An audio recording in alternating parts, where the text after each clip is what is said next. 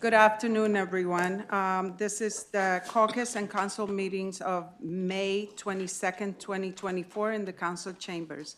Notice of this meeting, the presiding officer of the council, Milady Tejeda, wishes to advise the audience that notice of this meeting has been filed with the Home News Tribune, the Star Ledger, and posted on the bulletin board in the city clerk's office and on the city's website, indicating that today's meeting is being held in the council chamber, City Hall, 260 High Street at 5:30 p.m. Right now it's 5:35.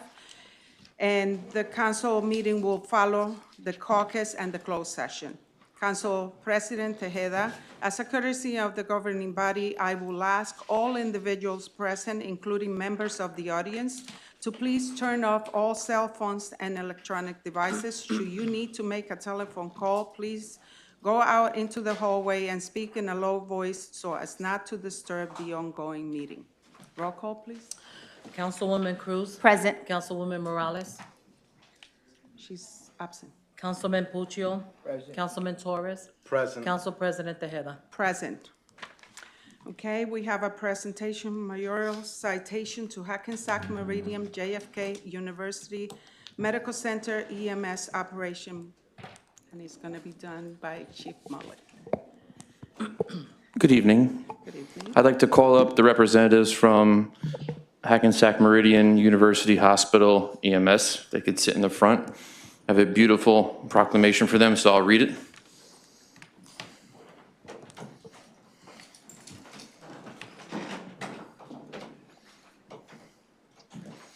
And this is a city mayoral proclamation to designate the week of May 19th to May 25th, 2024 as Emergency Medical Services Week, honoring EMS operations at JFK University Medical Center, Hackensack Meridian Health. Whereas emergency medical services is a vital public service essential to the well-being and safety of the residents of Perth Amboy, provided by dedicated professionals who deliver life-saving care 24 hours a day, 7 days a week. The emergency medical services of Hackensack Meridian JFK University Medical Center is a critical component of our healthcare system, offering rapid response, compassionate care, and exceptional medical expertise in times of crisis, and access to the quality emergency care, including crucial out-of-hospital care, such as preventative maintenance, follow-up care. Access to telemedicine significantly improves the survival and recovery rates of those experiencing sudden illnesses or injury. And the emergency medical services system is comprised of first responders, EMTs, paramedics, emergency medical dispatchers, firefighters, police officers, educators, administrators, pre-hospital nurses, emergency physicians, trained public members, and other out-of-hospital medical care providers. And the members of emergency medical services teams, whether career or volunteer, dedicate thousands of hours of specialized training and continuing education to their life-saving skills. And it is fitting to recognize the value and accomplishments of the EMS providers by designated Emergency Medical Services Week now. On behalf of Mayor Helman J. Caba and the City of Perth Amboy, we do hereby proclaim the week of May 19th to 25th, 2024 as Emergency Medical Services Week, honoring EMS operations at JFK University Medical Center, Hackensack Meridian Health. Also, this is the 50th anniversary of EMS Week, and the theme is EMS Week, honoring our past, forging our future, and encouraging all to observe this week to honor the dedicated members of our EMS teams and acknowledge the critical work they do for our city. So at this time, I'd like to call them up if the council would get in line for a picture. And just note that when I began my career in Perth Amboy, I started with EMS when it was under the police department, and one of the supervisors here, one of the bosses, is a past Perth Amboy EMT, Ed Morawski. So, my roots go back to EMS here.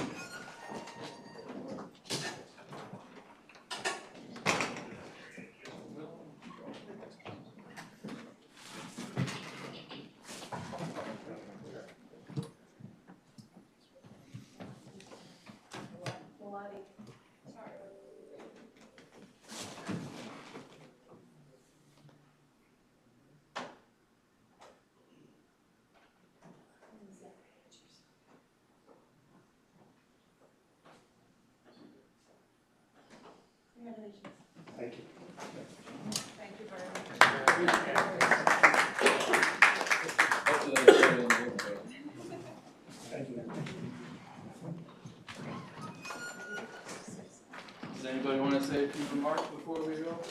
Thank you.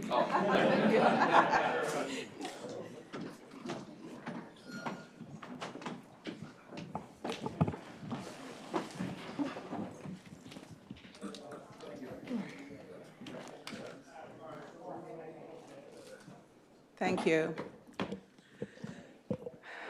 Now we have PSE&G, Harnessing Green Energy. Mr. Green?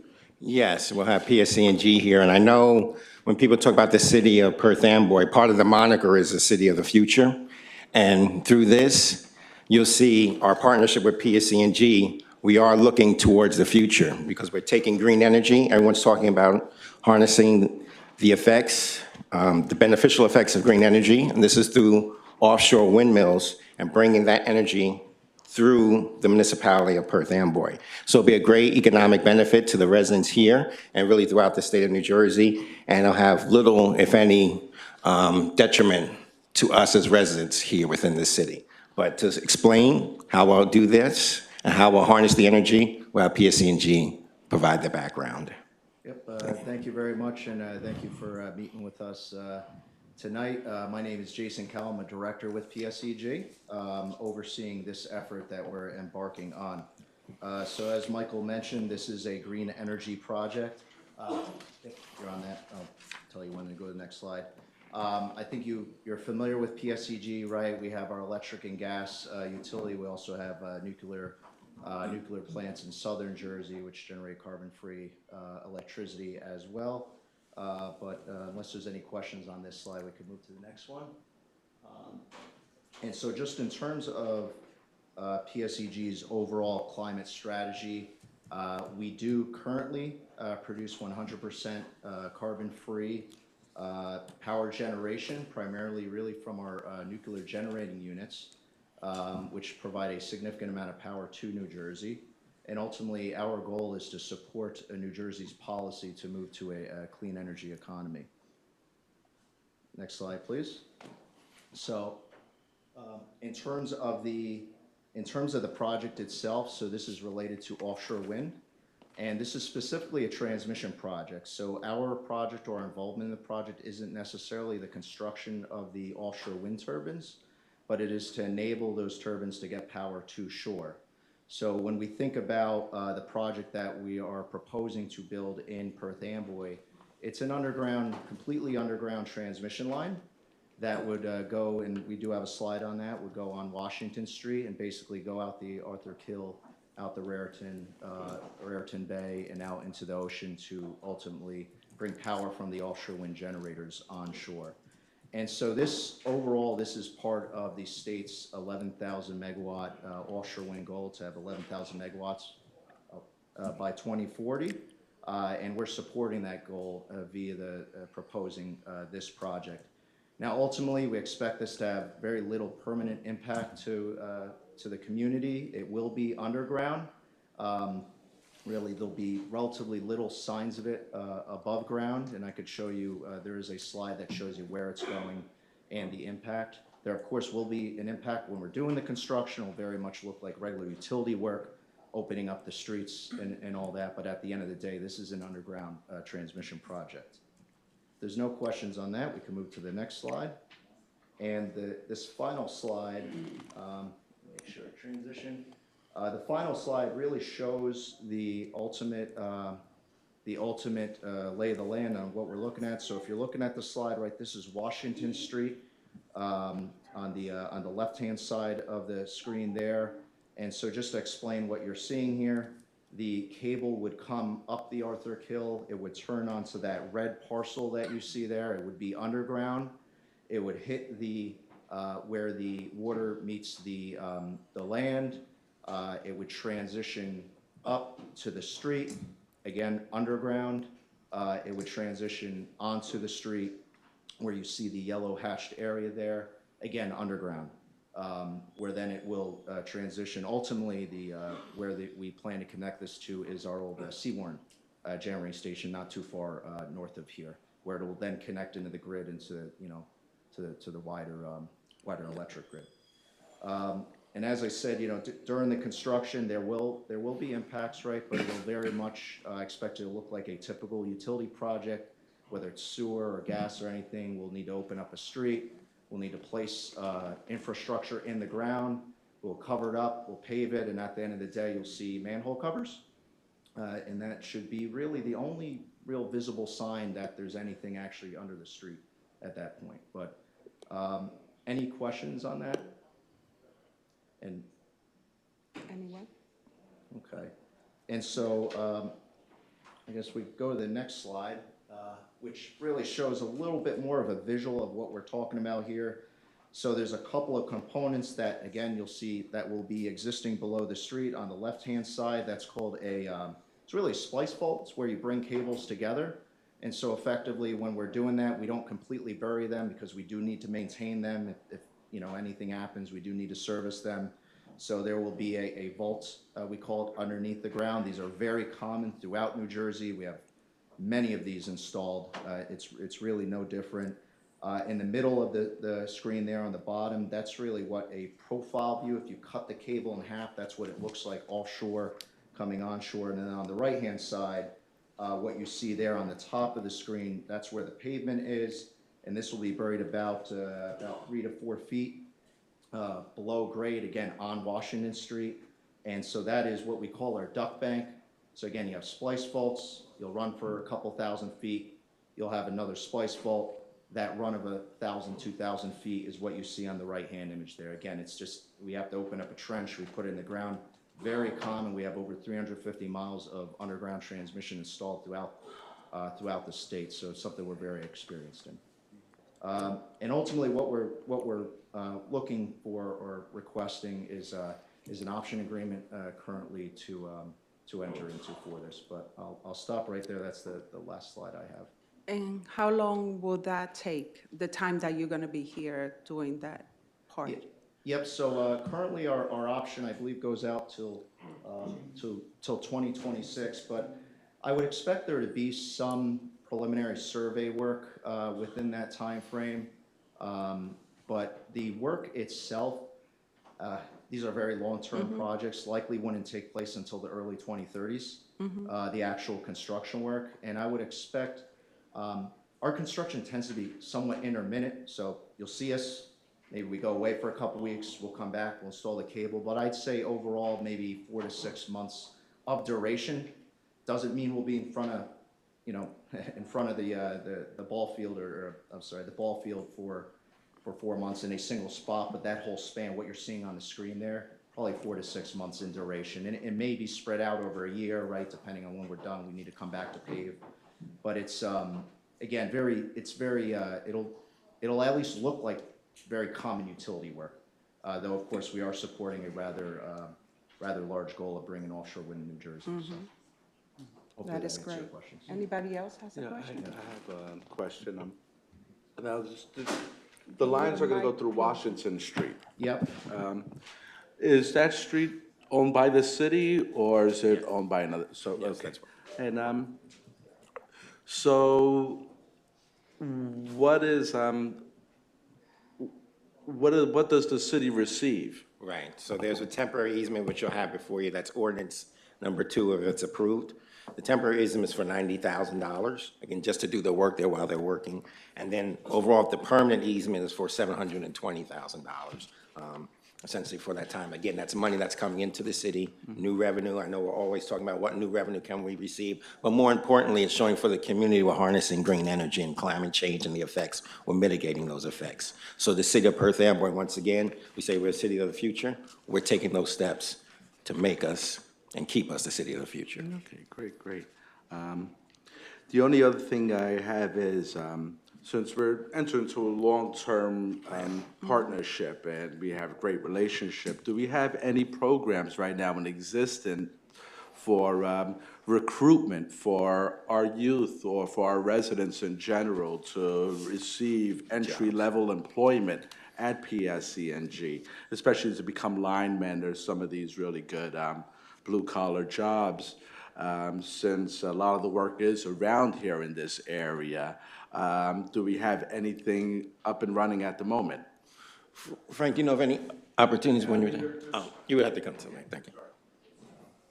Hi, good evening, everyone. Frank Lucchese, I'm the Director of Public Affairs for the company. And we do, as a company, try when we're doing projects like this. Obviously, we got the experienced engineers and folks that are doing the work. We do look at opportunities that could possibly help the community for entry-level positions. It all depends on the project itself. So I think as this starts to ramp up, we'll see if there is opportunity there, and of course, we'll coordinate with Michael and the mayor and see if that's something we can do. But that is something that PSC&G does look at, something we do, but we just got to see, once we get this all engineered and ready to go, what type of possibilities are available. No, thank you so much. Yeah. I understand not only just for this project, but since we have, like you said, right here, Seawarren, we have the base. A lot of times when we have, horrible weather, it's hard for linemen to get around, and we have a lot of people ready to work right here in this community that's pretty close to the home base at Seawarren. And there's going to be other projects coming along the pipeline, and so this was initially a blue-collar town, and wanted to keep it that way and to get more residents some of these opportunities, since a lot of, the work is coming through here. We should give our residents some of the opportunities to have this mutual relationship Absolutely, we going. agree with you, and I'll say the relationship with Perth Amboy has always been great, and even philanthropically, from a nonprofit perspective, PSC&G is always wanting to be a good corporate neighbor, a good corporate citizen, so we'll do things like that too for the city, and we'll see opportunities that are there as well. Okay, thank you very much, Mr. Thank Lucchese. you. Thank you. Anybody else? Thank you very much for this presentation, and I think this is really great to see the beginning of this project. Yep. Thank you very much for your time. Thank you. Thank you. Okay, ordinance, public hearing, 5 minutes maximum per speaker per ordinance. Number one, an ordinance to amend and supplement Chapter 335, Property Maintenance of the Code of the City of Perth Amboy to include standard for exterior doors and windows in commercial buildings.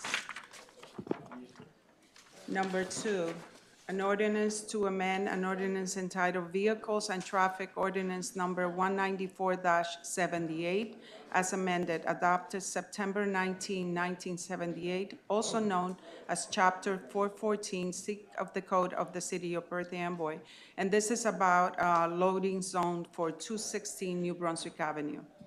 Number three, an ordinance to amend an ordinance entitled Streets and Sidewalks, ordinance number 121-76, adopted December 12, 1976, as amended by ordinance number 537-91, adopted April 16, 1991, also known as Chapter 386C of the Code of the City of Perth Amboy.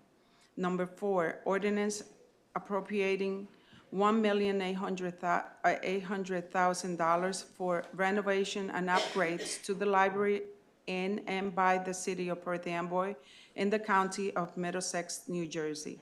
Number five, ordinance of the City Council of the City of Perth Amboy, County of Middlesex, New Jersey, authorizing the sale of the property located at Block 89, lots 9.01, 11.01, 12.01, and 13.01, commonly known as the rear portion of 525-537 Smith Street, to Gateway Redevelopment LLC for the purchase price of $42,000 pursuant to the local redevelopment and housing law NJSA 48, column 12A-1.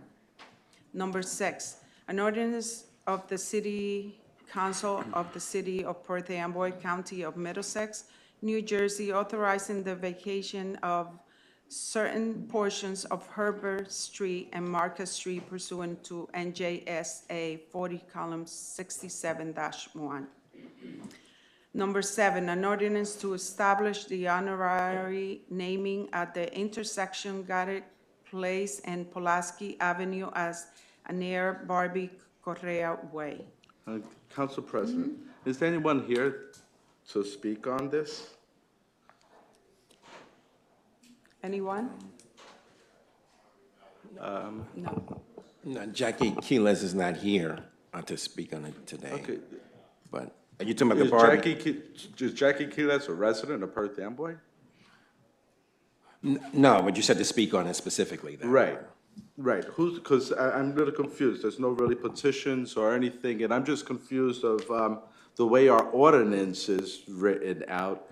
And I understand that the mayor could override some of the things within that ordinance, but I'm just really confused as going forward of what are the rules?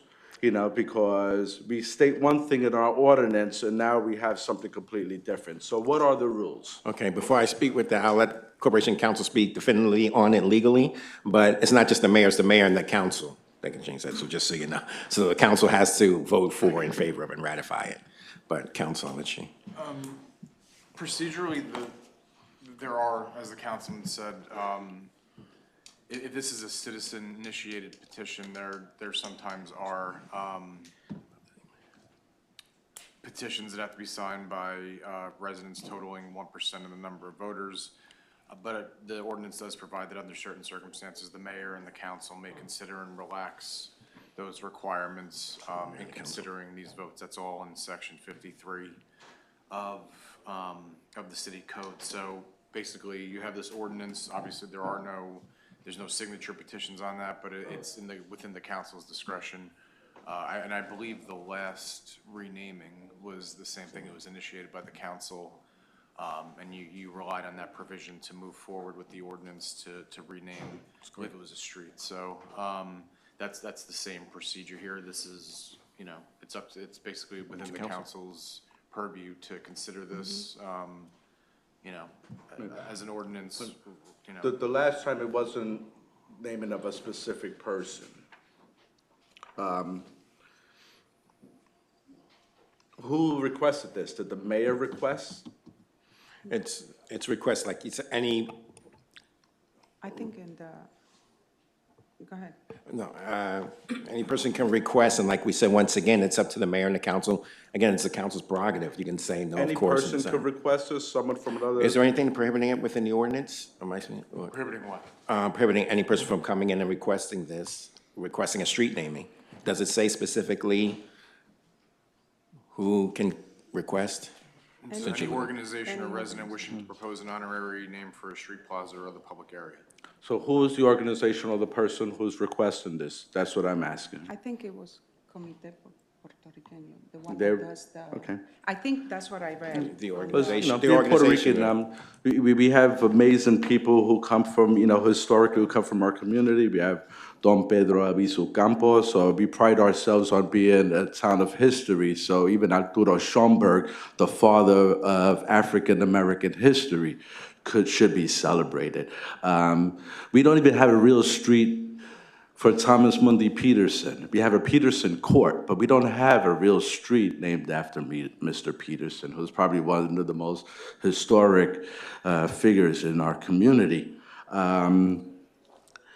It seems, I don't know which way this is going. It seems that we're gonna rename all of our streets, and it seems like not even, but people who are still around. I don't know where this is going. It seems that we're just throwing the rule book out the window and just, I don't understand.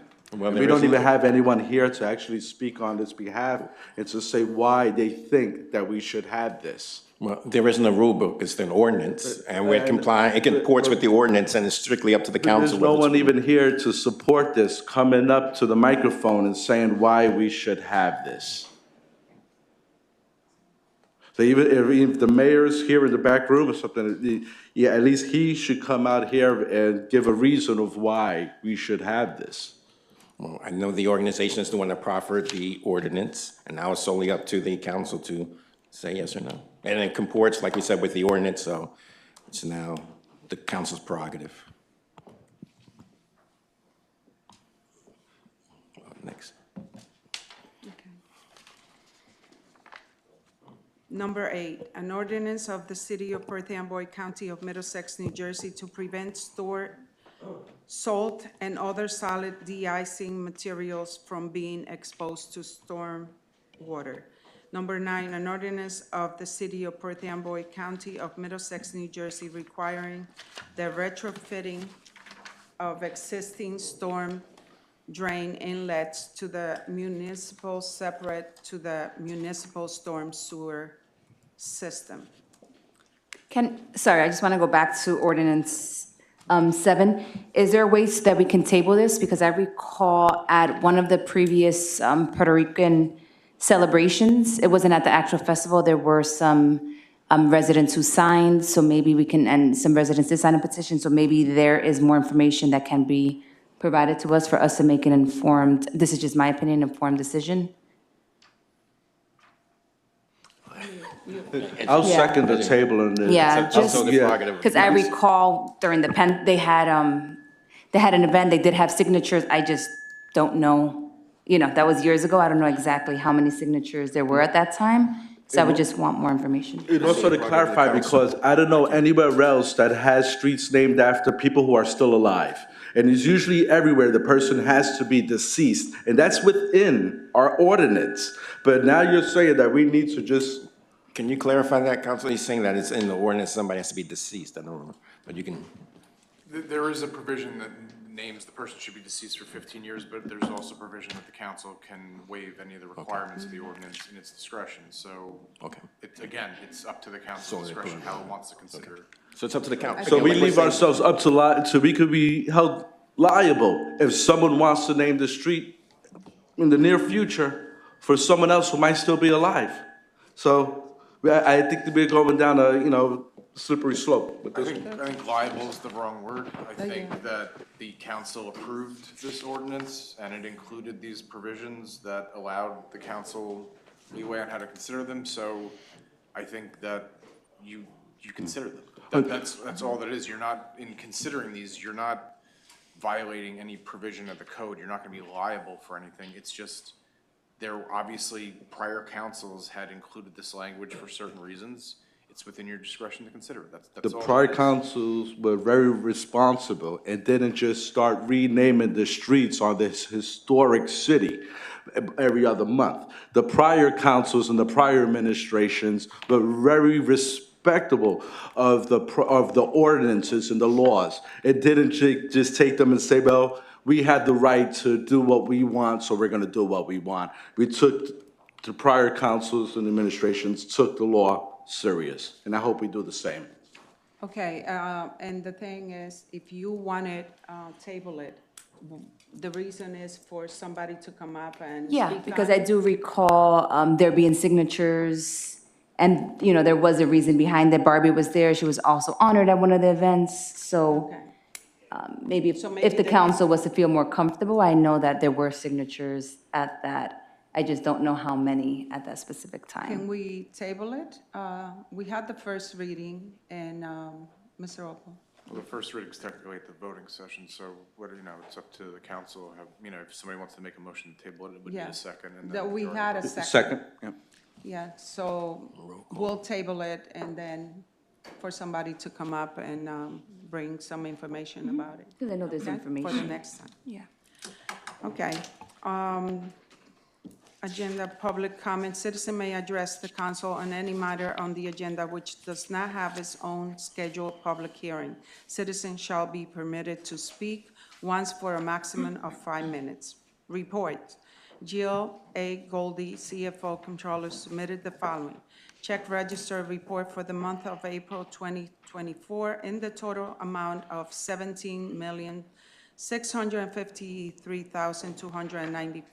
$17,653,294.30. Investment report for the month of April 2024. Revenue and appropriation status report as of April 30th, 2024. These are current fund, water, wastewater utility, parking utility, harborside marina utility. Phelan Barczewski, tax collector, submitted the monthly report of collection for the month of April 2024. Ordinance, first reading, no public discussion. Number one, an ordinance to amend an ordinance entitled, an ordinance designating restricted parking spaces for use by handicapped persons. Ordinance number 380-85, and amendments adopted July 2nd, 1985, also known as Chapter 255A of the Code of the City of Perth Amboy, and this is about deletion. Number two, ordinance of the City of Perth Amboy, County of Middlesex, authorizing the execution of an option agreement to purchase easement with PSE&G Services Corporation to purchase certain property identified on the city tax maps as Block 137, Lot 3, and Block 238, Lot 5.02, to provide safe and reliable service in and around the state of New Jersey. Number three, an ordinance amending Chapter 158 and 386 of the Code of the City of Perth Amboy, County of Middlesex, New Jersey, to address further the use of operation of bicycles within the City of Perth Amboy, including low-speed electrical bicycles and scooters and motorized bicycles, and codifying the city's bike share program. Do you mind just, please going over some of the additions? I know there were a lot, but just for the public's sake, for number 3, please, Yes. on this- bicycles. Yes, okay, yes, ma'am. It establishes a bike share program here within the city of Perth Amboy.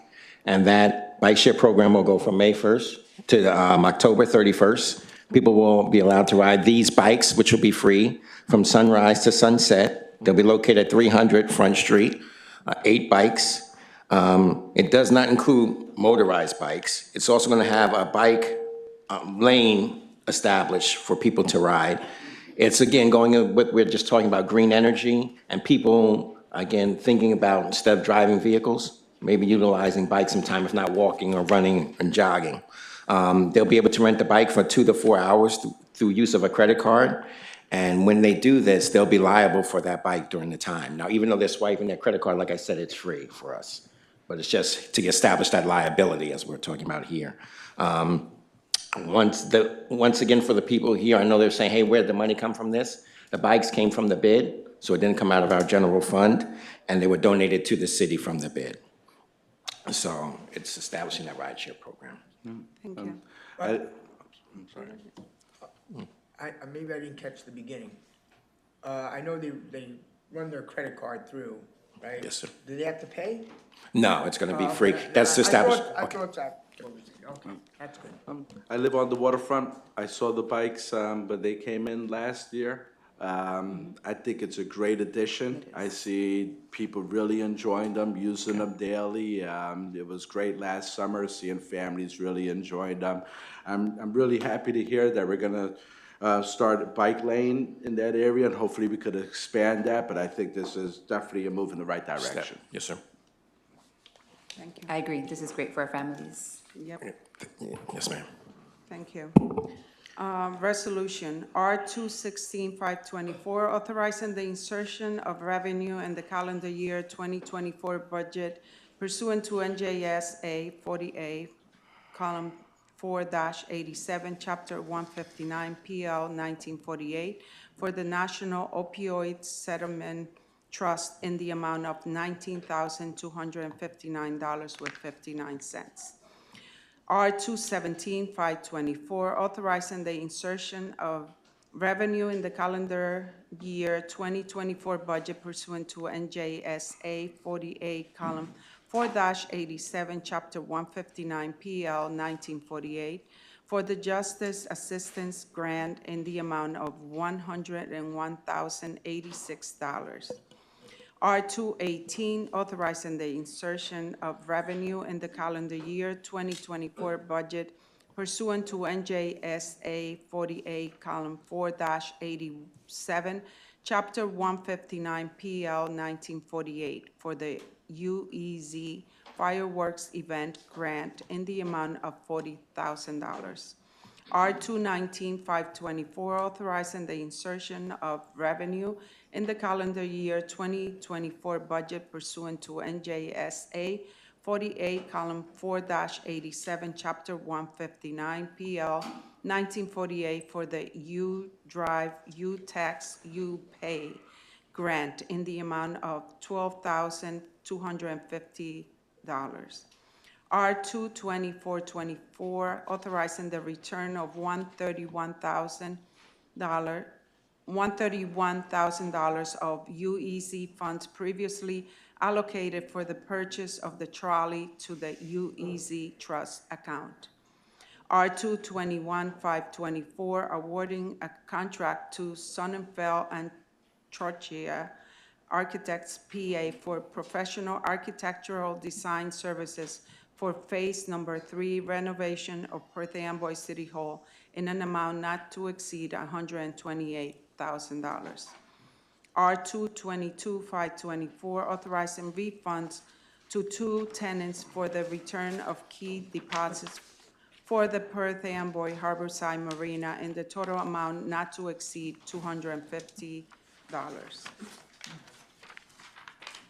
R2 524, accepting the proposal of and awarding a lease to Canyon Eagle 3 LLC with 2 one-year options for dock space for a commercial boat at the Perth Amboy Harborside Marina in the amount not to exceed $13,000. R2 524, authorizing a refund of the remaining escrow deposit in the escrow agreement between the City of Perth Amboy and Buckeye Partners, LP, in the amount of $1,110.47. R2 524, authorizing a contract with New Jersey Fire Equipment Corporation for the purchase of 84 firefighter SCBA masks and 20 CBA air cylinders under State Contract 24 Fleet-61850 in the amount not to exceed $71,174.72, of which $70,000 is being funded through grant refunds. R2 524, certifying to the Middlesex County Board of Taxation a local tax levy in the amount of $26,129,743 for the 2024-2025 Perth Amboy School Budget General Fund. R2 524, authorizing change order number 2 to the contract with Inline Services, Inc., increasing the contract for the replacement of water meter sizes 5/8 inches through 3 inches and testing of existing meters project in the amount not to exceed $7,744. R2 524, authorizing application for a loan from the New Jersey Infrastructure Bank Program for various water and sewer capital projects. R2 524, authorizing the acceptance of an award from the State of New Jersey Department of Transportation for the Sadowski Parkway resurfacing and road improvement project in the amount of $2 million. R2 524, amending Resolution R191-524, authorizing a contract with Dave Heiner Associates, Inc. for the purchase of 4 Polis feeder pumps in the amount not to exceed $78,785.96. R2 524, authorizing a contract with GP Jagger, Inc. for the purchase of a grinder to replace the existing grinder at the Front Street Pump Station in the amount not to exceed $51,116.40. Mr. Perez, didn't we get one before, or this is another one that, Yes, I think- we purchased one about 3 years ago. Uh-huh, But as you know, this grinder is the one that takes all the floatables that get inside the sewer system, triturate that, and then, it goes through the pump. So the blades, eventually, they get all messed up inside there, and before it stops working, and then we end up replacing the pumps as well. We need to purchase one, replace the one that is there. Yeah, I and send remember the one that. that is there for repairs. okay, thank you. R 232-524, accepting the bid and authorizing a contract for parks and public properties maintenance commencing April 1st, 2024, and terminating November 7, 2024, with two one-year options to Custom Care Services, Inc., in the amount not to exceed $141,500. R 233-524, authorizing execution of contracts for towing services for year 2024. Madam President, Yes. I looked at this list, and I see that B&L Towing out of Carteret is back on the list. Now, I believe we had a discussion about this in prior meetings and saying that they were going to be taken off the list because they were outside of the mileage area. So my question is, how did it get back on the list? I second that. I think that's one thing that we discussed, yeah. And so this is everything that the police department had, and it'll be given to you in closed session. Since it's contracts, you can discuss the contracts there, plus the sergeant is here to go through each one. And after you decide which ones, you'll decide which ones will be on the resolution. Let him go. So in the end, you'll decide, you'll take. Well, there's another part to my question, so this way, I mean, I want to hear what you have to say. But my thing is that in that initial packet, whatever, how many months ago it was, in the recommendation, in the letter, it even said in the letter that it was outside the mileage. So I don't understand why we even entertained it once it was said in an official letter from the police department, signed by Sergeant Medina.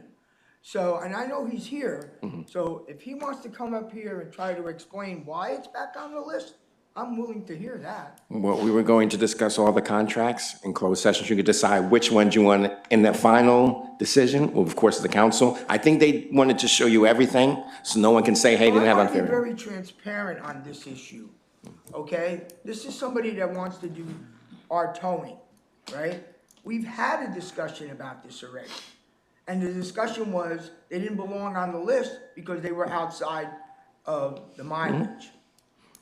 So in the end, for this resolution, you'll decide out of those 11, or 10, it'll be only one, or it'll be 10, or it'll be 5. So again, it's solely up to the council. Now you have everyone there. Well, you know, in all fairness to the people that are either here or gonna listen to this on Channel 34 down the road, I think it's important for them to hear all about this.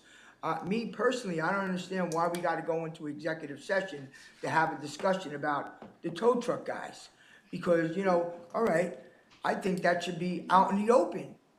That we should be talking about them out in the open. Now, if there's a personnel issue or some kind of issue that we can't discuss in public because of this, then I understand. But if we're gonna go into executive session and have a discussion about this, I don't see why we can't have it out here. There's two issues. You can have the discussion wherever you want it. The reason it's listed for closed session is because two of the areas where you can go into closed session are for attorney-client privilege communications and for discussion of potential contracts. These are all potential contracts with the city, and you may have questions related to interpretations of the ordinance, which I would have to give you legal advice on, and contract language. That is what is going to go in here. So we wanted to give the council the option to discuss those issues in closed session. You can talk about whatever you want out here. All right. But that's why it's listed for closed session. With all due respect to Mr. Green and Mr. Opal, you know, I believe we had this discussion when it came to this. We had this discussion, and we did have a discussion in executive session. All right, well, I guess I'll find out in executive session how it got back on. Let me just say once again, you can have, just like the council, if you want to have it here with the Sergeant Medina, he's welcome to come to the Well, White I'm House. So just it's totally up to the curious, council. I'm just curious is if we have a discussion and we said they're outside of the ordinance, how did it get back on the list? Now, the letter is from the chief of police. He signed off on it, you know, and then in the packet that we got a couple months ago, there was Sergeant Medina did his due diligence, and he put it in his letter that they were outside of the ordinance. And so, this is, this to me shows us in a bad light. And because here it is, we have a discussion about it. We say they're outside the ordinance. Now, we're gonna come back now and we're gonna have another discussion about it. My position hasn't changed about it being outside the ordinance. Now, I can't speak for my colleagues, but we're gonna have this discussion in executive session because I'm really, really, really curious about how did it get back on the list? The purpose for it is simply the fact that every application that was submitted is listed there. That's it. So everything that came in, and ultimately, this is a council vote, so everything, and it was my call, it wasn't Mr. Green's. It was my call to say, put all the applications on the list, you have the recommendations, and the council considers them accordingly. That's the only purpose behind it.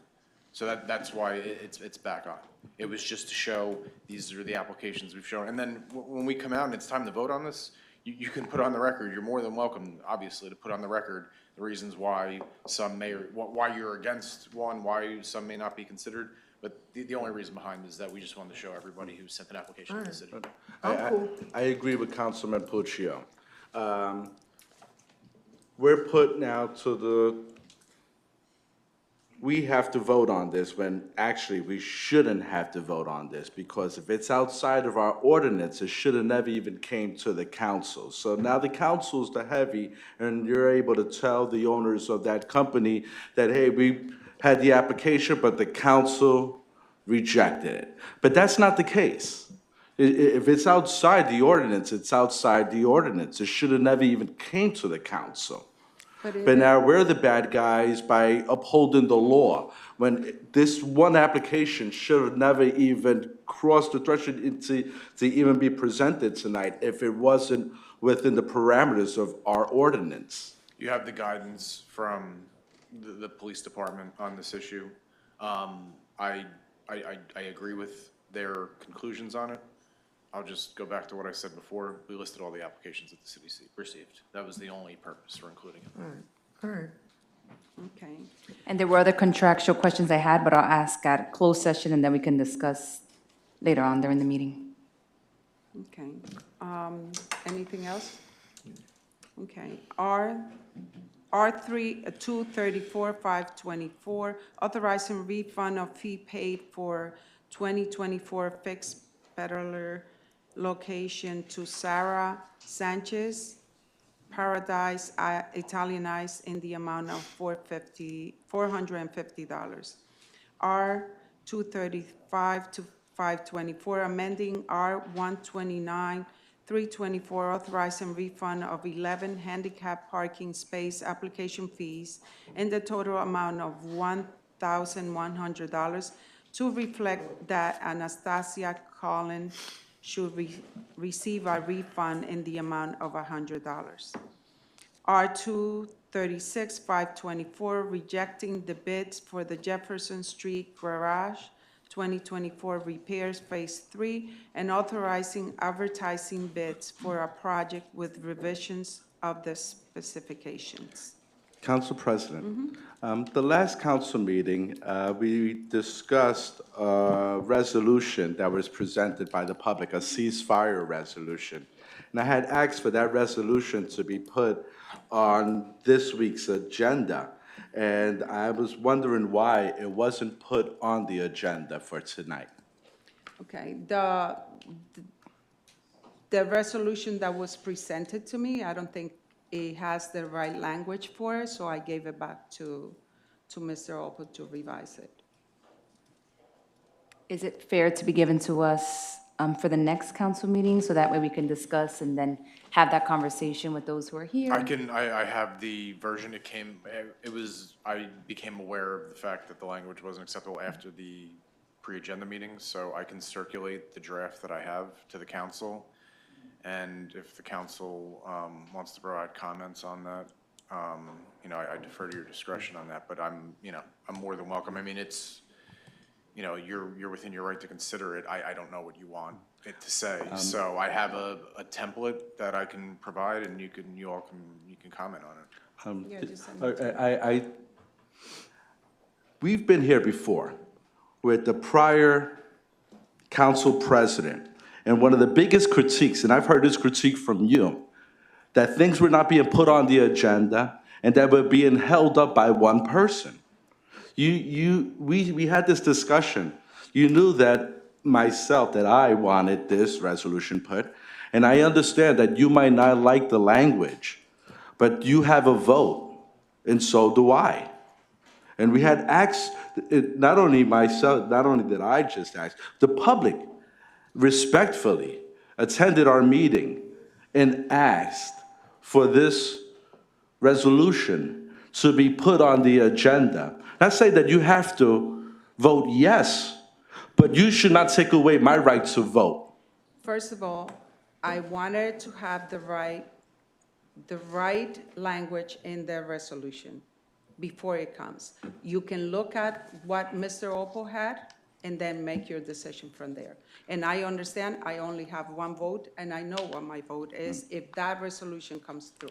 The right language for you, I don't know what is going to be the right language for you that makes it okay enough to be presented on the agenda. Okay, I'm you gonna- will get it. Mr. Opal is going to send it to you. Well, even right now, I'll move right now to have as a late starter the resolution that was presented. But I don't think that's fair to the rest because they haven't reviewed it.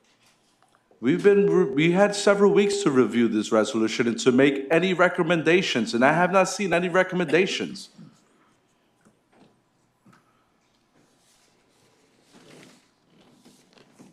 There was no recommendations going back and forth. We've had ample time.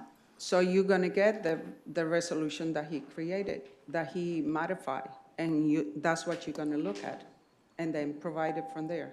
Well, right now, as a late starter, I probably won't get a second, but I move to put the resolution on this agenda right now, to vote on for it this evening.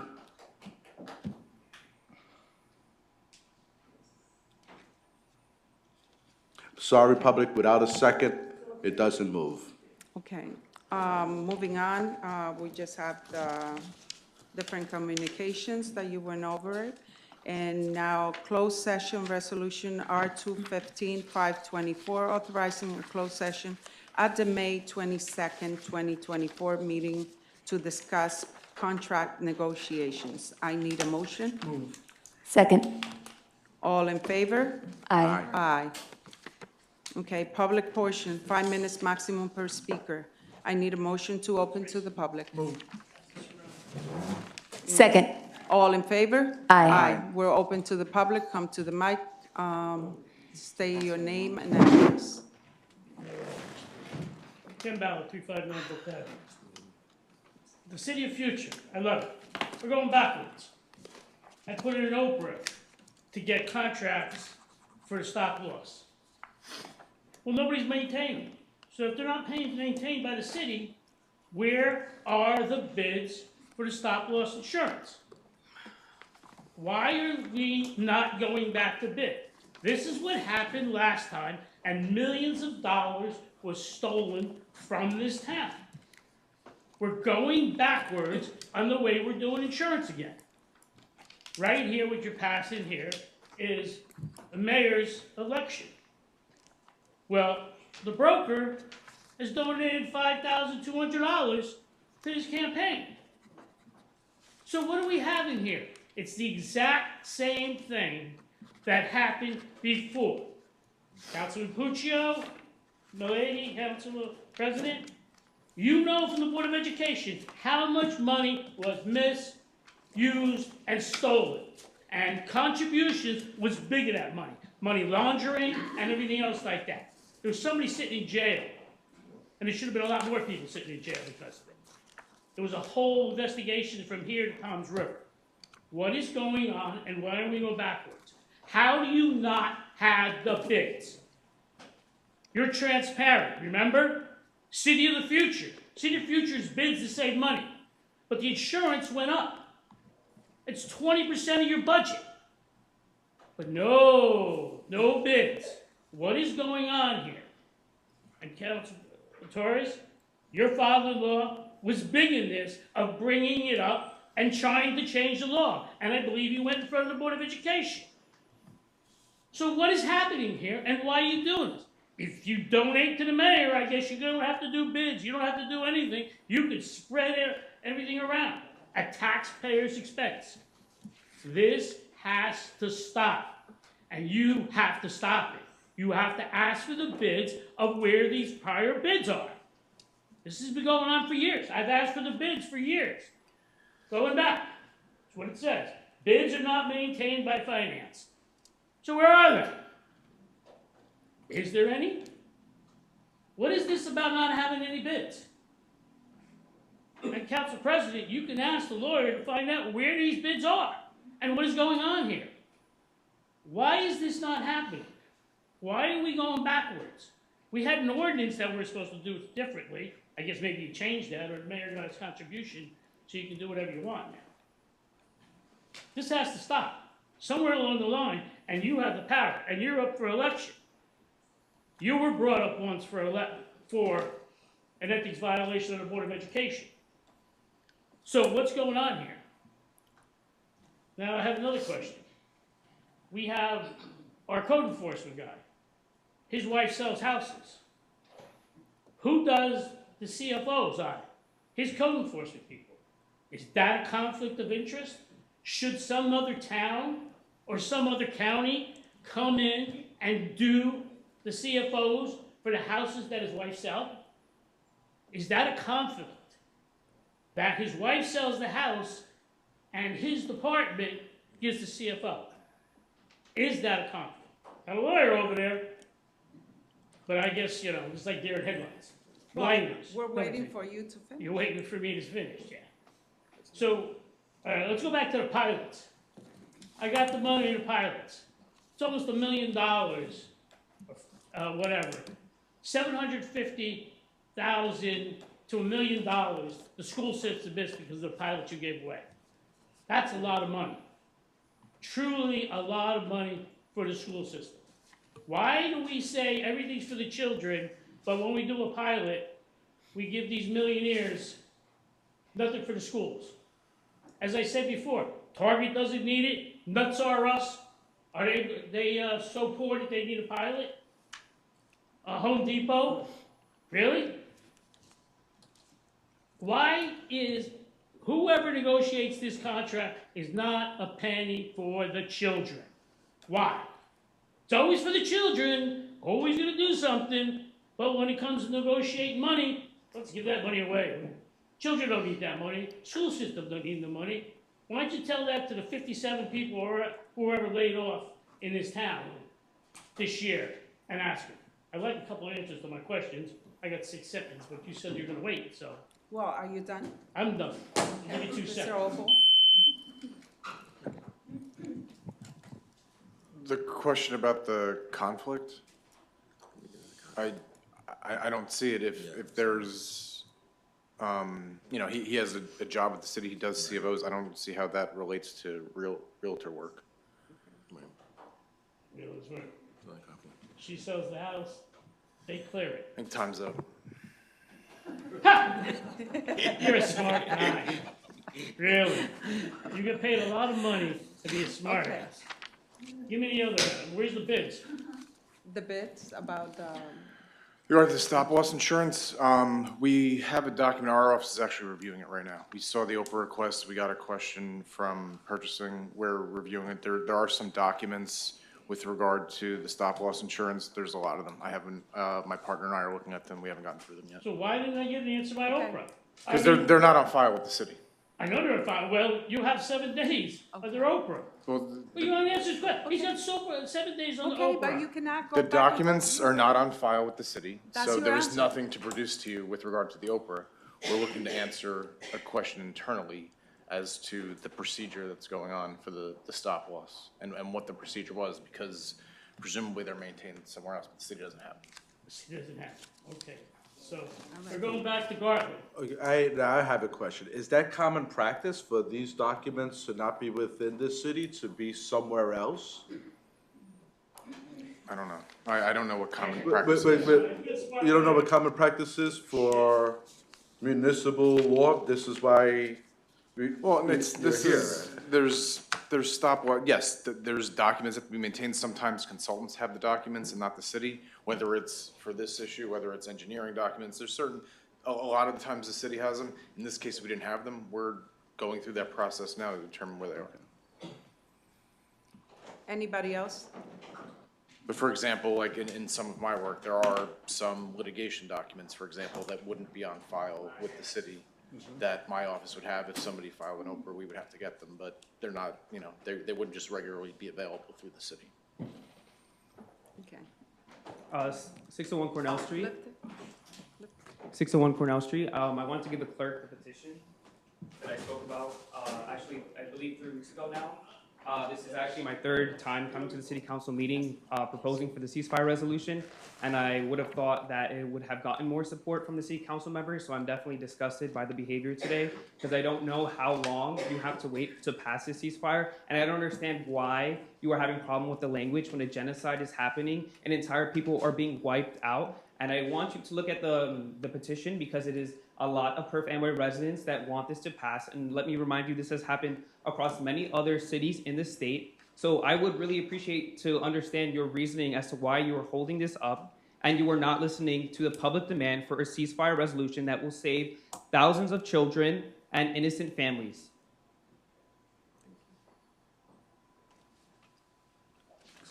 You finished? Yep, I'm done. Okay. Next time. Anybody else? Are you going to answer my question? No, I already answered what I had to answer. Can you give me a better explanation? Because you did not We're explain as to why you're holding looking it at the up. resolution and we'll get back to it. So what language did you have problems with? That's what I would like to know. have problem with Because the language. I came here 3 weeks ago requesting a meeting, and you have not been transparent at all. The only people that have spoken to me is Cruz and Torres over here. Okay. That's fine. That's my choice. Okay, well, Thank you. I hope you don't get reelected. That's okay. Hello, Samantha Castro, 451 Park Avenue. I wanted to clarify a bit more on what my colleague Daniel here stated and just give a bit more details. As stated previously, the ceasefire resolution was shared on May 9th electronically, emailed to all council members. Just doing some quick math, that's close to 3 weeks ago. According to Al Jazeera, there's 250 Palestinian civilians that are killed every day during this conflict, or rather, I should say, during this genocide. As of May 9th, that estimated total is now an increase of 3,250 people that have been killed. And I just want to clarify that we are halting a stance against war crimes, against genocide for the sake of language. This ceasefire resolution was adopted by Union City with the same language. It was adopted by Patterson with the same language. It was adopted by 43 other municipalities with the same language. I do share similar sentiments with Daniel that the lack of transparency when it does come to language is a bit startling, especially since, as stated, this resolution was shared nearly 3 weeks ago. As Councilman Torres stated, this was shared with full transparency and full hope of cooperation with Daniel, with myself, and with the 200 other signatures on this petition that was shared with our city clerk. And so it's astounding, to say the least, that throughout these correspondences, via email, in person, throughout council meetings, that now when it is put into motion, or attempted to put into motion, that this resolution be added to the agenda, that now the reasoning behind it is language. while I understand that certain language is necessary for transparency, for clarification, etc., I do think halting a ceasefire resolution, which, you know, this is a statement of ethics and morality. This isn't us saying, like, we're gonna pull out our own Perth Amboy residents that are over there committing genocide. Like, we aren't doing that. We're asking you to take a stance against human rights violations, and human rights violations have been committed in the region in general. And so when we call for a ceasefire, it's not just a ceasefire against one people, it's a ceasefire for all peoples of the region. And, you know, halting something like this with, as I said, 250 Palestinians killed per day, and this is a very low estimate, is astounding just on the basis of language. You know, I'm sure all those that signed this petition, all those that have come here, that have spent their time, that like race after work to try and get here and speak on this, would really appreciate your transparency when it comes to language. I agree with Councilman Torres that my own experience with the previous council president was also a bit tumultuous, especially since he also halted many resolutions and many attempts at ordinances that align with this idea of city of the future, a city of history, a city that has a history of standing against oppression and standing with the growing sentiment for peace and for investing in our community and investing in that is peaceful, that is humanitarian, that watching you also take that similar stance that you critiqued him against is makes a lot of people's heads spin. So yes, and stated once again, 250 people are killed or massacred every day the longer we sit here and wait. And Perth Amboy has traction amongst many cities in New Jersey. We have a history. We are the first municipality, the first town to sign the Bill of Rights. We have a history of being forward-leaning, of being humanitarians, and I strongly urge you to put this onto the next agenda and to have a better reasoning beyond a vague responsive language without ever clarifying what that language is. So thank you, Councilman Torres, for taking a stand against genocide. Have a great one. One thing I can say, this is not signature. Those are electronic signatures. It's an online petition where people sign, and I sent it to you as well if you want to take a chance to look at it. Thank you. I Next find that person. we have an ordinance for street naming that actually calls for signatures, but yet we put it on the agenda with no signatures, but yet we're questioning For the street name, signatures. there were, I just, for that one, I just don't want to give proper information. I'd rather her come and give us that. And then, as they said, electronic signatures, so both had Anybody else? signatures. Adele Tolfik, 341 Colfax Street. So regarding resolution R-233-524. So regarding that new company who's presented back to you again, you guys are absolutely right. It was taken off, and there was a huge discussion regarding them. And the chief made the recommendation, Sergeant Medina did his investigation, and it was a question about the 15 minutes as to from where to what point in town was the 15 minutes. Since the ordinance has been changed, it became a central location, which would have been headquarters. Therefore, they fail the time, they cannot make it. So they should, you're right, it shouldn't even be entertained for them to be on the list. Furthermore, it only opens the doors for more out-of-towners to come in. And I know for a fact that 4 other companies who also are trying to apply through City Hall currently, as far as East Brunswick, North Brunswick, Rawway, and Carteret, those are the other 4 that are trying. I think we have 3 companies right now that are out of town, and that's plenty. Like, residents shouldn't be going out of town to pick up their cars. And there's some language that's been changed in the ordinance that should be reflected in the future. Also, as far as the contract is being presented to you guys, even though Mr. Opal was a stand-up guy and took the hit for this one, but I'm pretty sure it was the chief who put it through. BNL also has a member who is a member of the Chiefs Association, which I believe is a huge conflict. And it's Open Public Records Act, anybody could pull it. There was a huge donation made, and there's a certain chief that got credit for it for $5,000.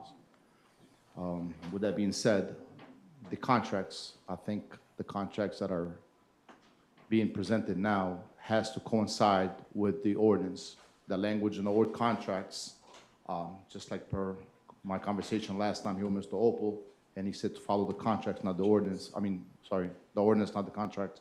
I think the new contracts now has to coincide. The language has to be the same. That way, there's no mistakes. I get more visits by Sergeant Medina than a little bit because of gray areas or because of misinterpretation of the ordinance. And I think if it coincides and the contract is the same as the ordinance, we won't have any problems. So I want you guys to consider that with the language of the contracts as well. Thank you. Thank you. Anybody else?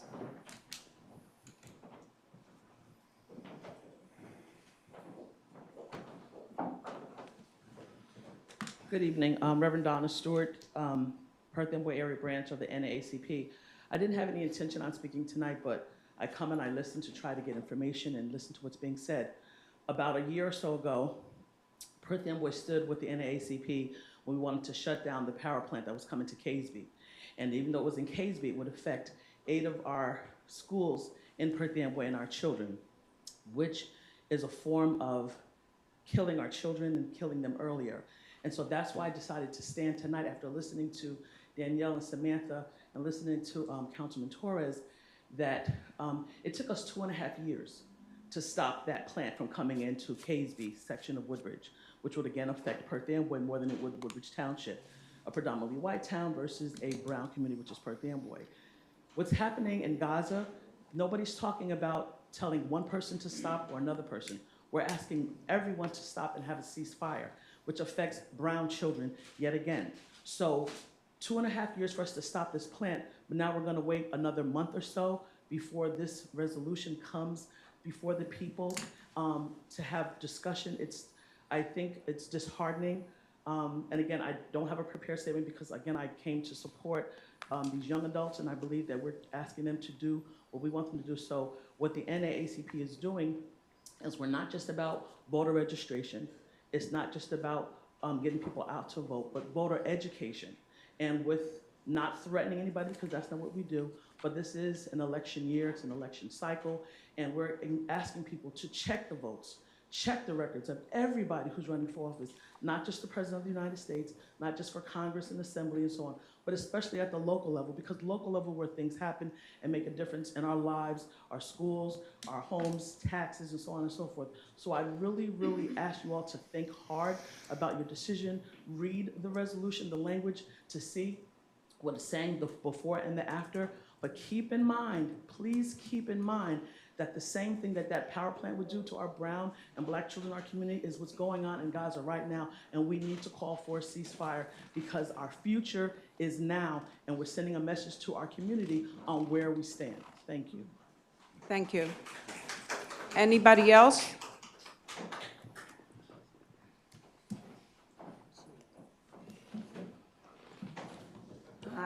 Hi, my name is Michelle Burwell. I don't live in Perth Amboy, but I am a part of the NAACP. I just really have a statement. I just want to kind of remind you all that you need to be, or you have been elected to be accountable.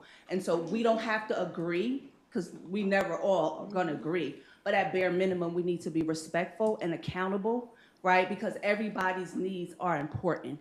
And it's a little disheartening because I think we've forgotten that you are working for us, right? And that we are employing you, right? And your tax dollars, our tax dollars, their tax dollars pay you. And so you just need to be a little bit, the demeanor and the lack of accountability is just disgusting. And it goes beyond just the resolution, right? It's so many different things. I just wanted to say that because it's a statement that really just needs to be made, because sometimes you need to just be reminded that you've committed yourself as a public servant. You don't have to agree. We never all will agree, but you are responsible to listen, hear, and be accountable to us, not to whoever else. I don't know whoever, but to us. And even if you don't agree with it, there is some level of accountability that requires you to make a statement.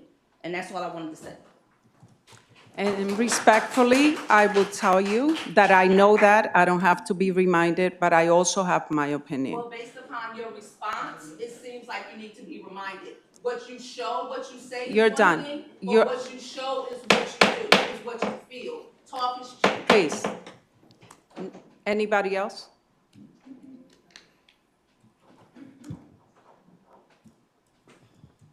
584, oh, hello? 584 Morris. Your name? Oh, Kate Perez, 584 Morris. I came here today in hopes of seeing a permanent ceasefire resolution introduced. I understand you have issues with the language, but it sounds like nobody has heard back from you regarding the edits. This is an urgent issue. One child is killed every 10 minutes, so that's at minimum 7 children since the start of this meeting. If you have problems with the wording, I need you to work on it in a timely manner. It sounds like you didn't even tell the person who introduced it that there were any issues. This comes after the death of 40,000 civilians, the injuring of over 80,000 human beings, the displacement of 1.9 million people, and the orphaning of at least 25,000 children. In Perth Amboy alone, about $660,000 of our federal taxes are going straight to the Israeli military. We might not have control over how our government uses our taxes, but we should consider, why are we giving so much money to a foreign military when those taxes could have sponsored a year of public housing for 78 people, gave 229 children health care, hired at least 7 elementary school teachers, and canceled 17 student loan debts, and more.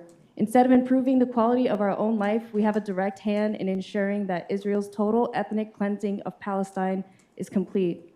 Biden celebrated the 76th anniversary of the Nakba by introducing an Israeli aid package that includes $700 million for tank ammunition, $500 million for tactical vehicles, and $60 million in mortar rounds, all in the name of self-defense against a country that has no army, no navy, no air force, and half of the population is children. This comes after Biden said he would end the arms sales to Israel if they invaded the last safe zone of Rafah. They invaded on May 6 and have since displaced at least 600,000 civilians, attacked at least 3 medical complexes, at least 6 UN schools. The average age of a martyr in Gaza is 5 years old. CNN just released the report about the Palestinian hostages in the Nakab Desert that are being subjected to extreme torture, starved, beaten, strapped to beds wearing diapers, and having forced amputations following days of being zip-tied. This is an urgent issue. Israel is the only country to try children in a military court, with the youngest prisoner being returned in November's hostage exchange deal coming home with half a skull at 13 years old. Currently, there is a nonstop assault against the Jabalia refugee camp. People are being bombed right now.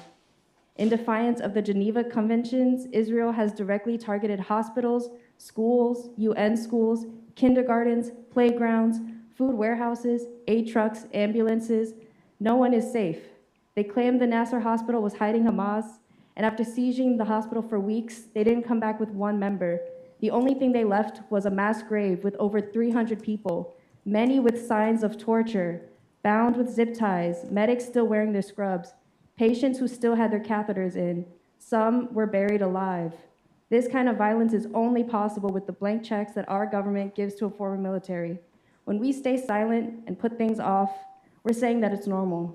With 1 child murdered every 10 minutes, who knows how many more Palestinians will be alive before our next meeting? It's urgent. Please figure out the wording today. We need a call for a permanent ceasefire. We need a complete arms embargo against Israel. Thank you. Thank you. Anybody else? Seeing none, I need a motion to close public session. Second. All in favor? Aye. Aye. Okay, I need a motion to go to closed session. Move. I need a Second.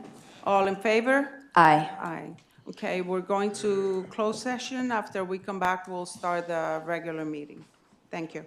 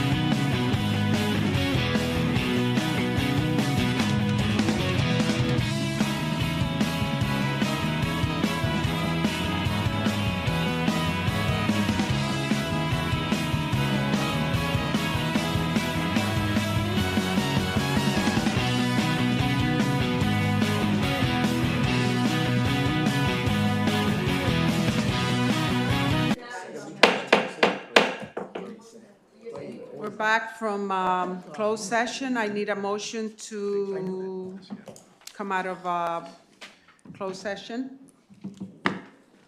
Need a motion. Move. Second. All in favor? Aye. I need a motion to adjourn the caucus meeting. Move. Second. All in favor? Aye. Okay, now we start the city council meeting.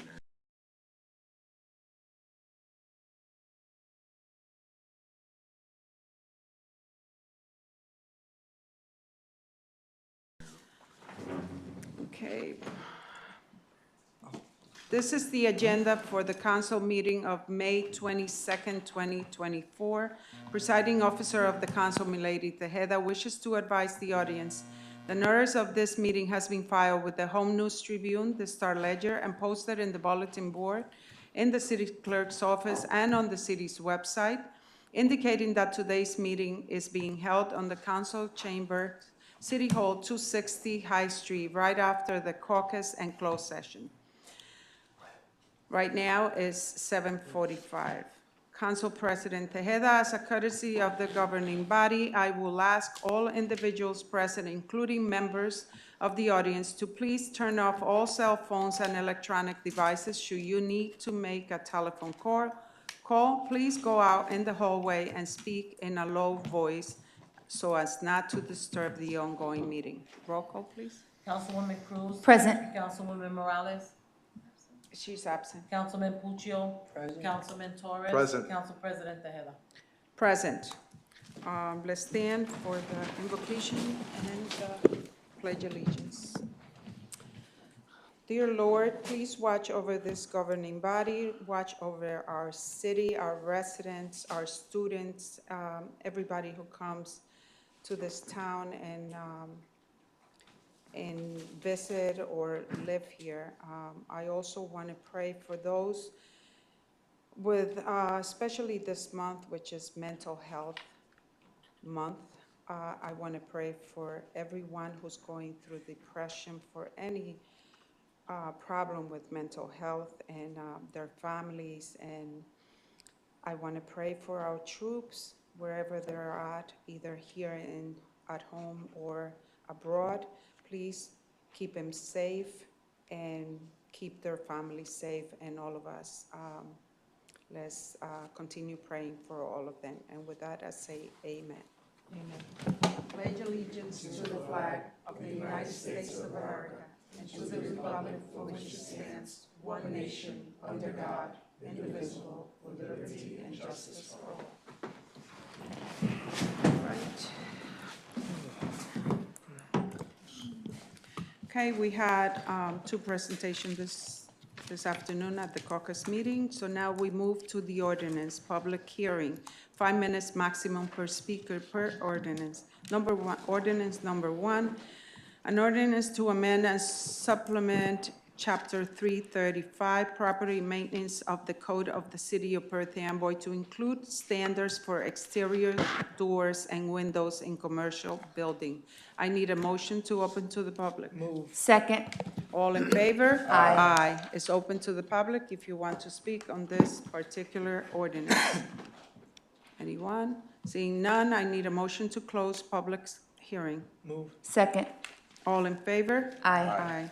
I need a motion to adopt. Move. Second. Roll call, please. Councilwoman Cruz. Yes.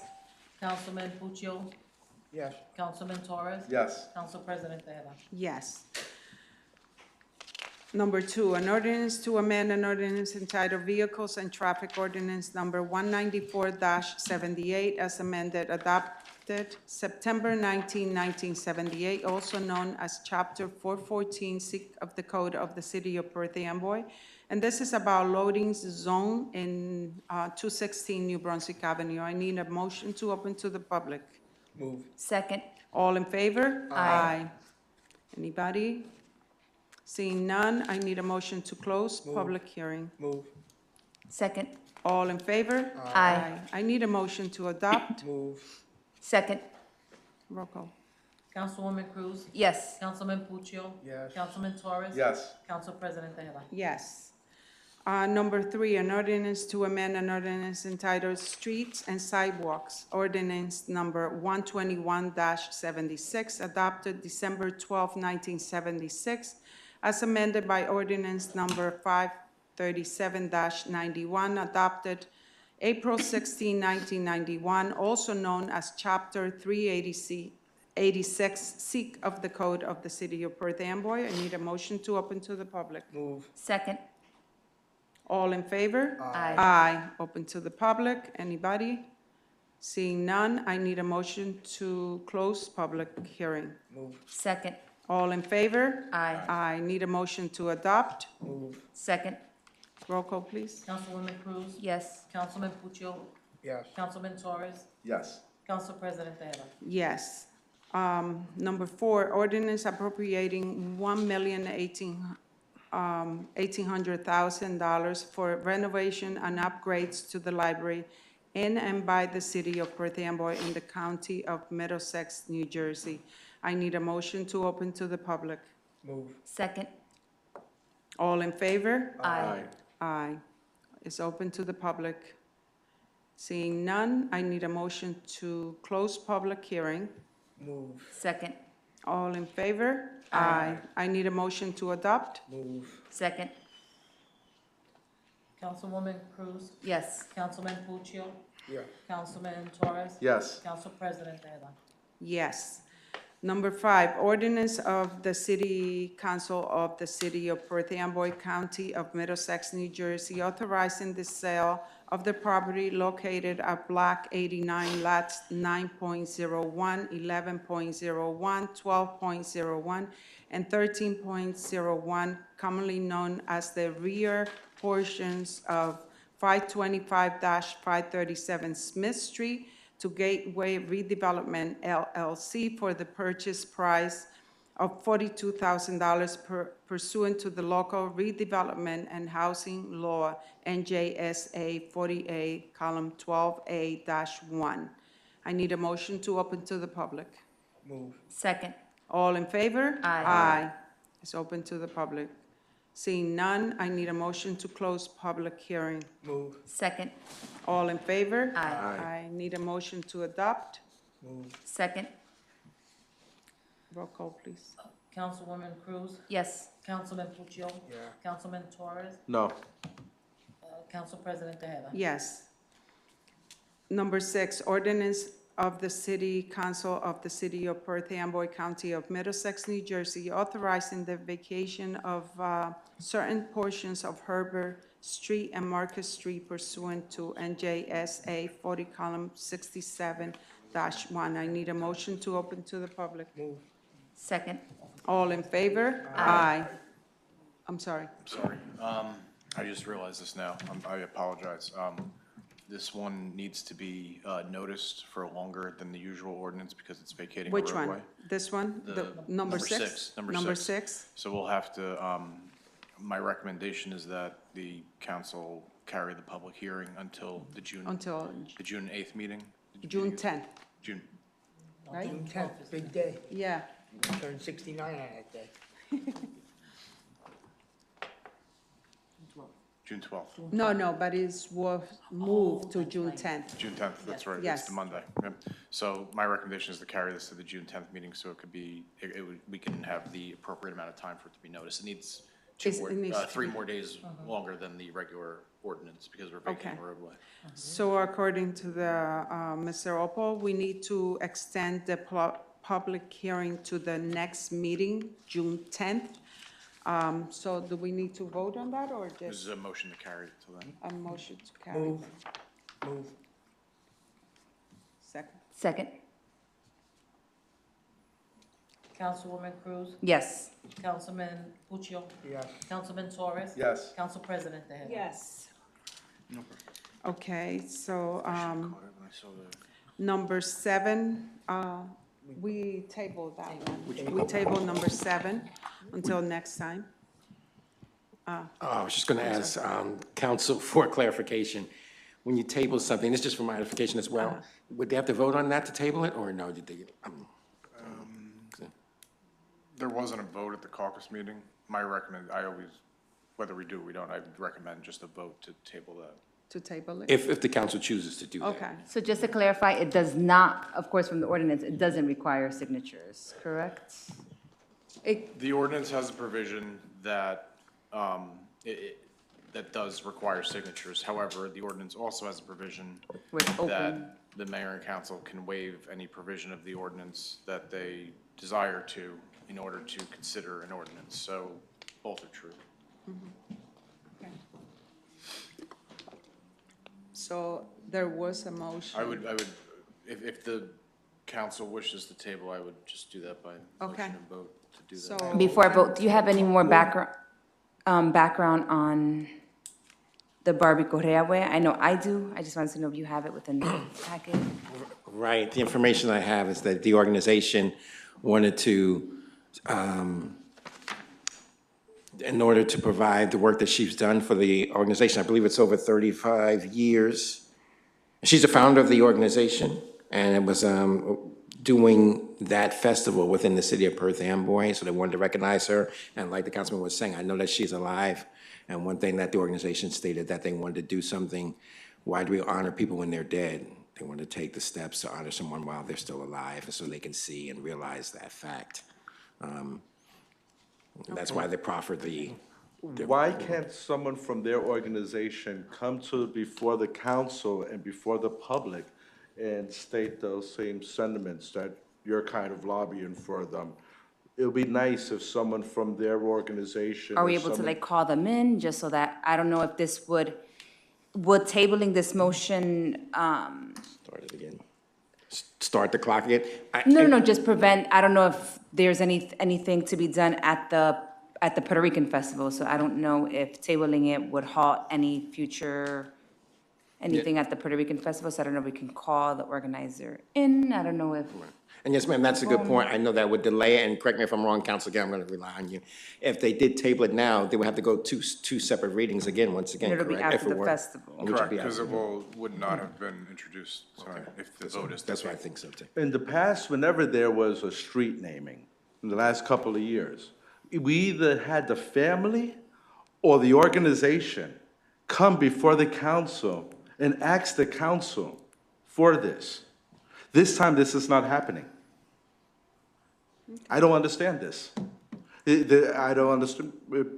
I know one thing that they were planning to do is that, as the councilwoman was saying, at the festival, provide that with all the people there and the organization, saying, once again, we'd like to thank you for the service on behalf of the council, as well as the mayor, for everything that you've done for the city of Perth Amboy and for the Puerto Rican community here. That's one thing they were planning to do as well, to your point. So The that's important. festival is not an official meeting of the municipality. This meeting is for the residents of Perth Amboy. And this is where they're asking for the council to approve this. So this is, I think, the right place where we should have this discussion. And this is, I find it odd that all of the other organizations or families respectfully came before the council. And here we don't have anyone to lobby for this or not from their organization. Are we able to call them in? Would that help? I don't understand why they're not here to begin with to lobby for their own resolution. Okay. Madam President? Yes. Look, Or we could just, I thought with the rules, I thought it was tabled under the first meeting. And I don't know why it came back again. I thought it was already tabled. No, because there wasn't a vote. And No, we don't have to vote. We needed, one person asked for it, and then we got a second. That was during that meeting, and that's the rules that we've been going by ever since we've had a new council president. This is the rules that we've been going by, and why did the rules change today? I'm not saying they changed. I asked for clarification. Then I said, council, please let me know, because I wanted to make sure, for my edification, I started with that. Should there have been a vote, and there should be a vote. No, there's not, That's what I'm asking. we have not been conducting the council that way ever since we have a new council president. The last one was kind of different with that, but here with this council president, I thought it was already tabled. exactly, and that was the way she conducts the meeting, and so it was already tabled. Okay. For my application. Is it? Yes, it It was was. tabled on, I mean, I don't know, what were you gonna say, Mr. Puccio? Well, No, go ahead. I'm gonna, but, because I don't want to prolong this. I mean, I know in there, I know Barbie, so, but I also know that she's very ill. So I don't know if there was like a rush to do this before the Puerto Rican festival because of her years of being behind the festival and why they would want to have that up there. So, I mean, knowing, you know, I don't want to comment on the illness that she has, but I just know that she's very sick. So, and I agree with Mr. Torres, I do, full-heartedly, but there's the sentimental side of me, which really shouldn't come into play, but I would probably say, you know, if we do it after today, it'll go past the Puerto Rican festival. I think it still will, even if we do table it and don't vote on it today, it'll go past, because don't we have to have another Two reading? readings, that's what I was clear. That's true, right? We needed two. All right, If all we- right. if it's Never- tabled. Disregard what I said. But if it was done today, then it would be in time, but if not, I think it goes past. If you needed two readings, I'm not sure. I mean, that's what I was asking. Because our next meeting is not until The 10th. the 10th, so it'll be after, correct? But even if it's voted on today, doesn't it take 20-some days after? Yes. 20 days for ordinance to become effective, yes. And if we're discussing the festival, isn't this for a street naming for a Perth Amboy resident, and this is for the community? I think that is separate than an organization's festival that operates within this city. What is being asked is for a city's street to be renamed. And I don't understand why that would have to coincide with a private festival. I mean, I'm in favor with the street naming, I just would want more information so that way the council feels comfortable. God, probably the only one here, maybe Mr. Silver knows this, or Officer Melendez knows this, that back in the early 90s, like around 90, 91, during the Puerto Rican Day Parade in New York City, when the people from Perth Amboy would come back on the train, they would come back and they would start to congregate on Hall Avenue, which was the epicenter of the Puerto Rican culture here in Perth Amboy. And what would happen, they would have a impromptu party. And the former council president, Pete Jimenez, and people like Anair pushed to start having a festival on Hall Avenue during the Puerto Rican Day Parade that weekend.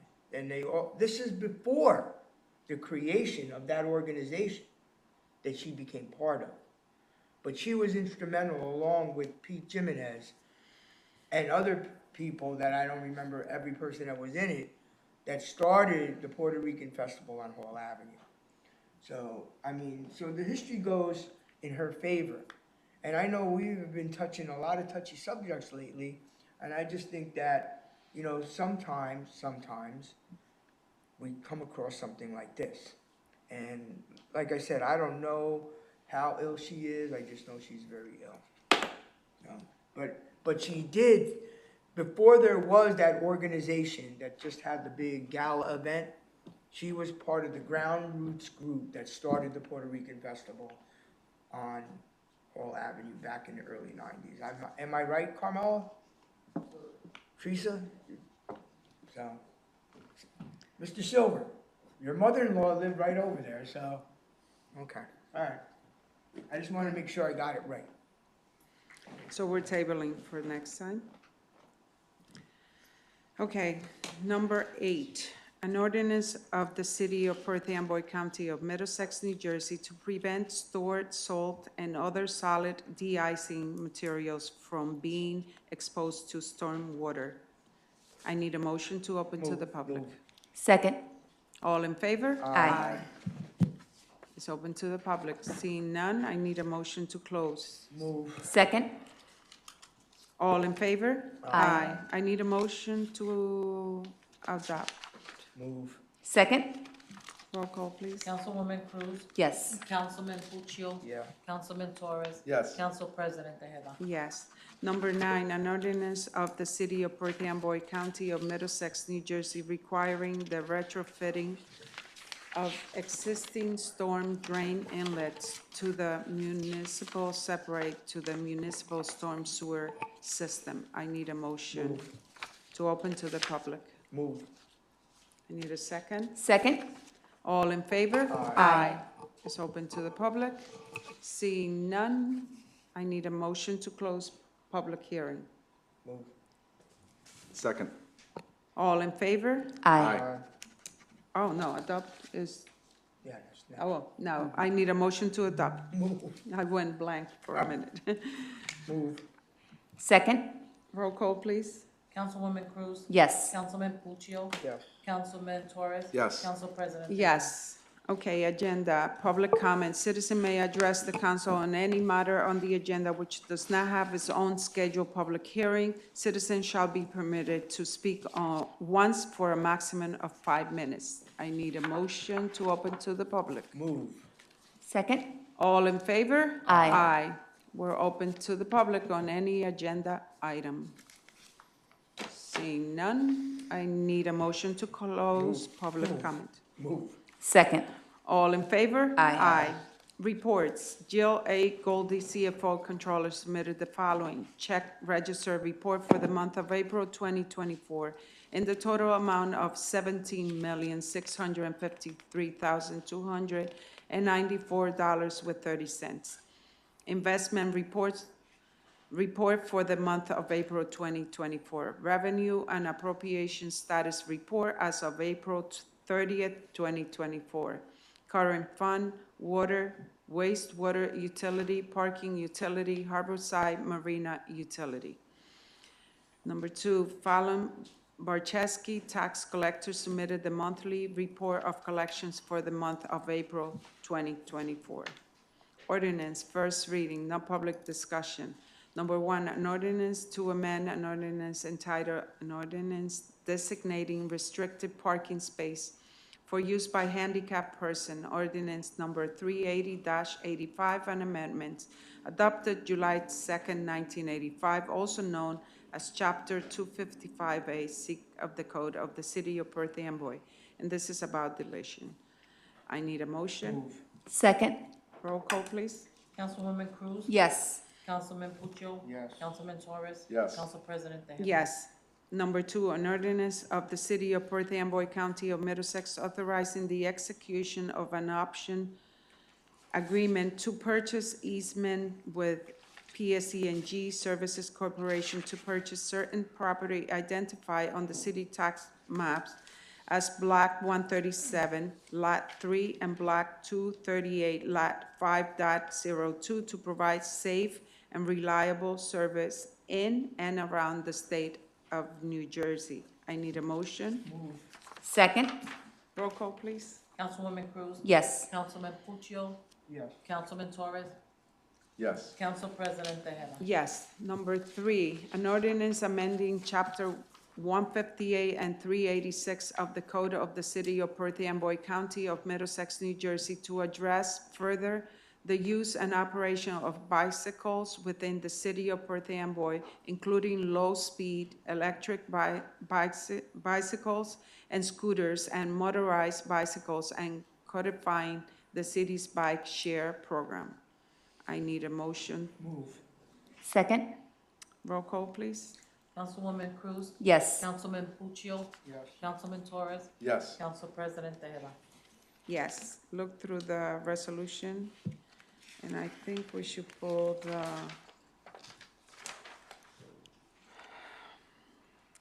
number 233 to do it by itself. 233? That's the contract for the tolling. That was the one I was gonna say. Yeah. Anybody else? No? No, Okay, same. so the consent agenda is R216 through R232 and R34 through R236. I need a motion for the consent agenda. Move.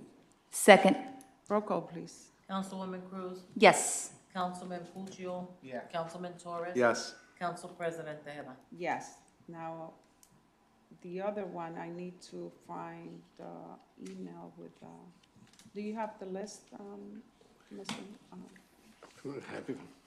I know I have it on an email, but, Bill, you have it right there. Council President, just give me a second.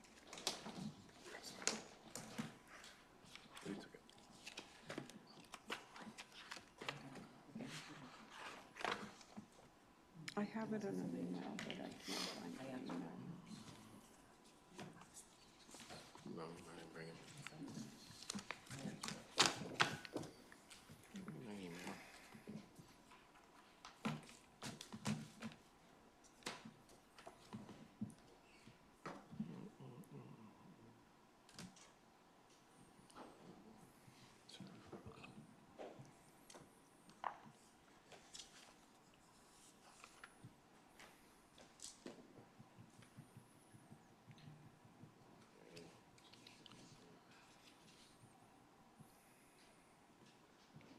Okay, I have it here. Got it.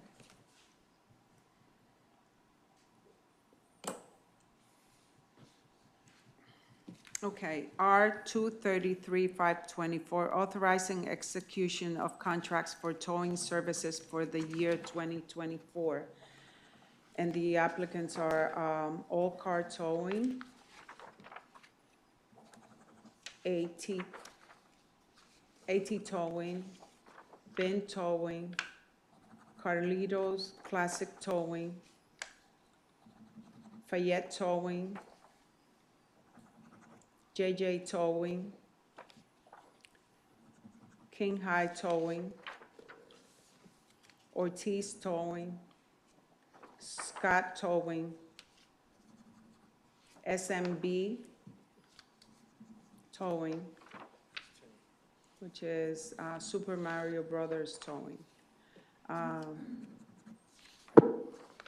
That's it. Yep, that's 10. Okay, so those are the one that will get the contract. I need a motion for those. Second, Roll call, please. Councilwoman Cruz? yes. Councilman Puccio? Yes. Councilman Torres? Yes. Council President Tejeda? Yes, and I just advise all the towing company, the contract will be ready tomorrow, from tomorrow on, for you to come and sign the contract. Okay, we got some communications and,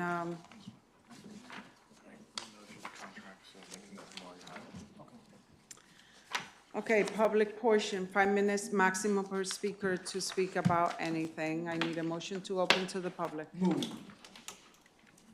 I need a second. Second, All in favor? Aye. It's open to the public.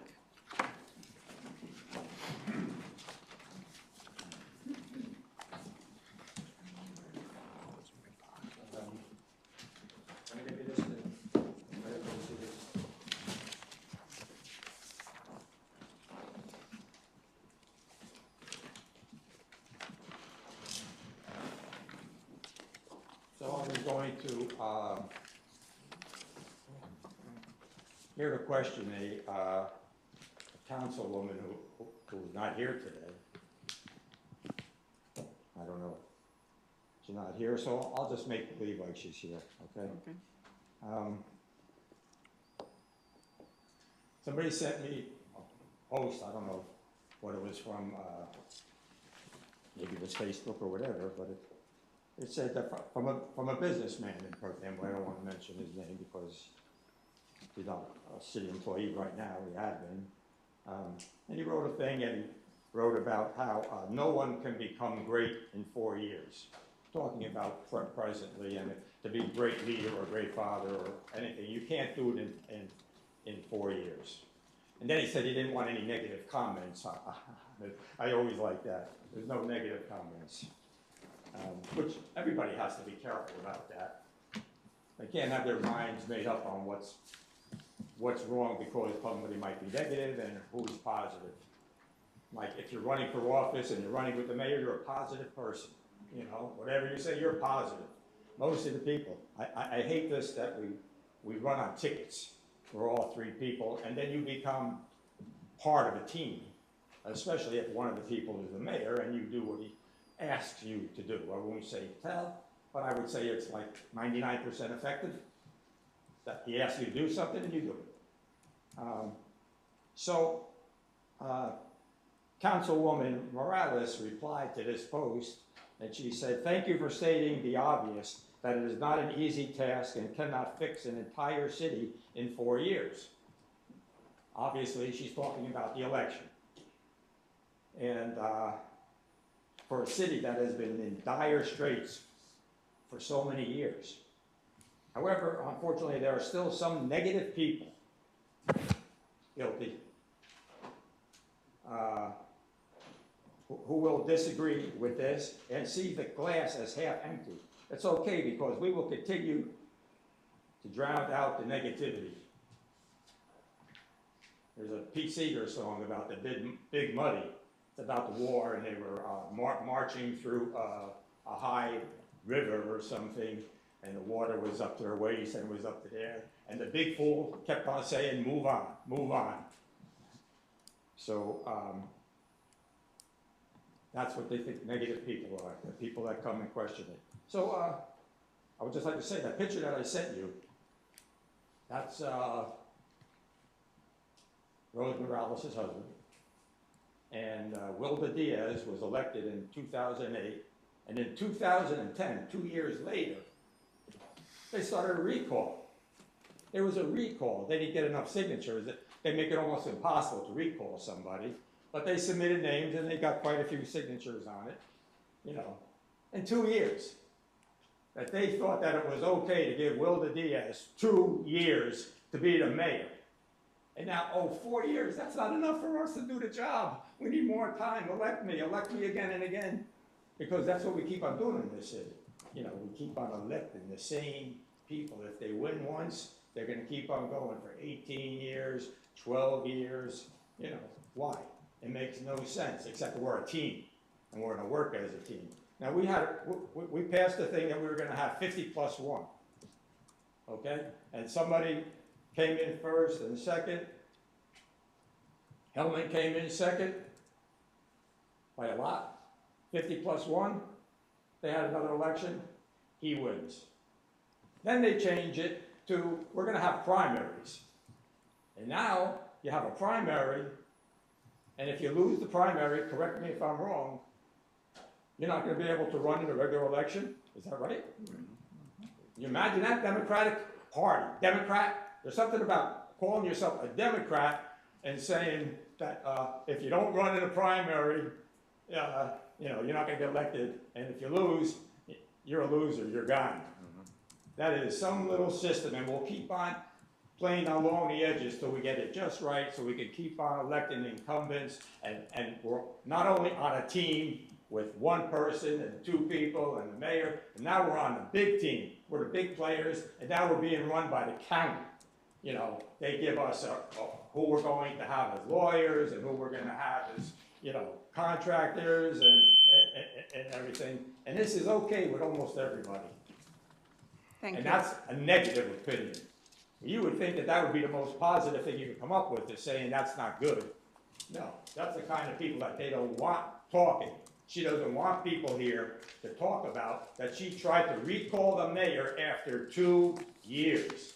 By the way, they then took Miguel Morales and put him on a sanitation truck. Your time is up. After he said he was gonna have Your a time is recall, up. They took him at his job, and they had him walking with the sanitation truck, and he did it without even complaining. Thank you.